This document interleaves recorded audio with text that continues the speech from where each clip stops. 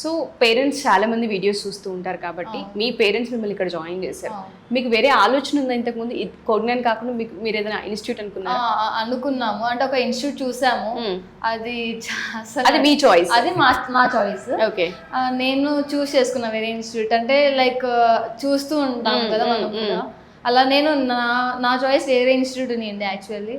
కానీ డాడీ వాళ్ళు వద్దు, అది అంటే అక్కడికి విజిట్ చేసాము, ఇక్కడికి విజిట్ చేసాము, అది అస్సలు బాగాలేదు. మీ పేరెంట్స్ చూసేసారు కాబట్టి ఈ వీడియో చూసే పేరెంట్స్కి మీరు ఏం చెప్తారు?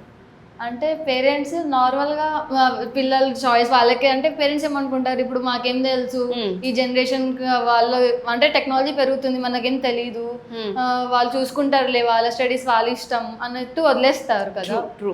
సో అలా అట్లా వదిలేయకూడదు పేరెంట్స్ యాక్చువల్లీ.